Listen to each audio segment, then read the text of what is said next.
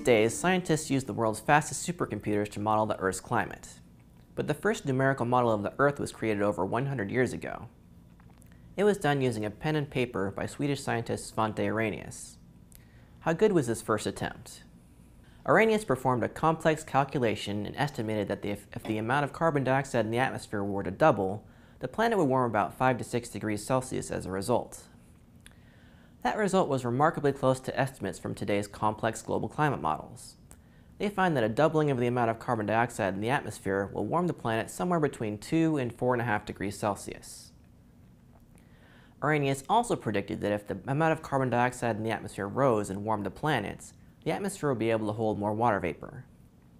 Water vapor is another greenhouse gas, so that would amplify global warming even further. By 1967, scientists Manabe and Weatherald had created a three-dimensional model of the Earth's atmosphere. They used that model to calculate that a doubling of the amount of carbon dioxide in the atmosphere would cause about 1.3 degrees Celsius warming by itself. That warming would increase the amount of water vapor in the atmosphere, which would cause another 1.1 degrees Celsius warming of global surface temperatures.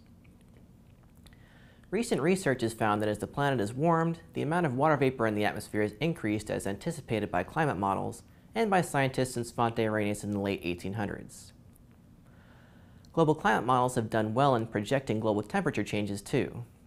In 1972, British meteorologist J.S. Sawyer projected that humans would increase the amount of carbon dioxide in the atmosphere by 25% above 1850 levels by the year 2000.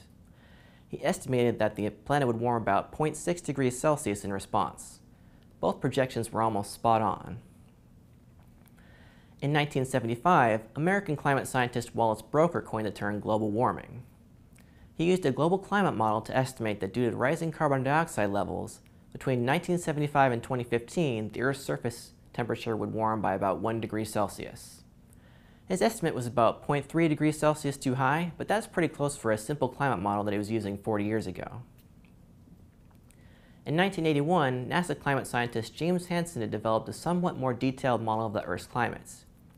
He projected that between 1981 and 2015, the planet would warm about 0.5 degrees Celsius. In actuality, the planet warmed about 0.6 degrees Celsius during that time, so Hansen's model was remarkably close with that projection. Hansen made another global warming projection in 1988 using a newer version of his climate model. However, this newer model was more sensitive to the increased greenhouse effect than his 1981 model, and more sensitive than most of today's global climate models. Hansen projected that between 1988 and 2015, the Earth's average surface temperature would warm about 0.67 degrees Celsius, whereas it actually warmed about 0.5 degrees Celsius during that time. The Intergovernmental Panel on Climate Change has also used simulations from the most advanced climate models available to project global temperature changes in each of its reports.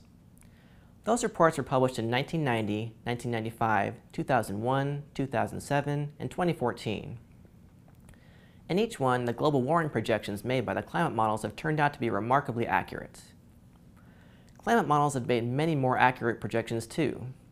Manabe and Weatherald accurately predicted that while the lower atmosphere warmed, the upper atmosphere would cool.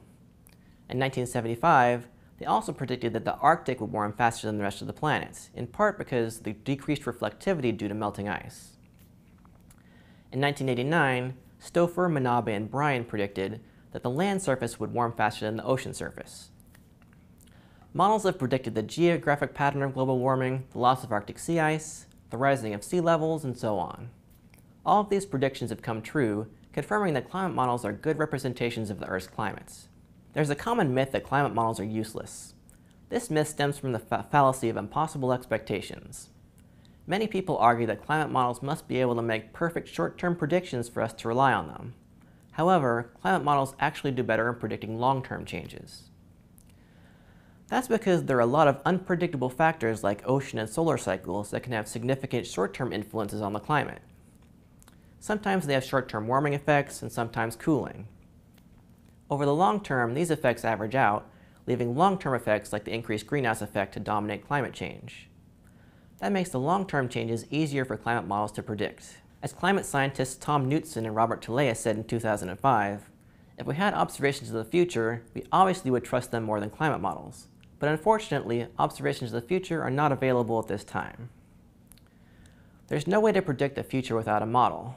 Like all models, global climate models are imperfect, but they've made some very accurate predictions for decades. On the other hand, predictions made by climate contrarians have been way off. They've mostly predicted global cooling while we've actually experienced global warming.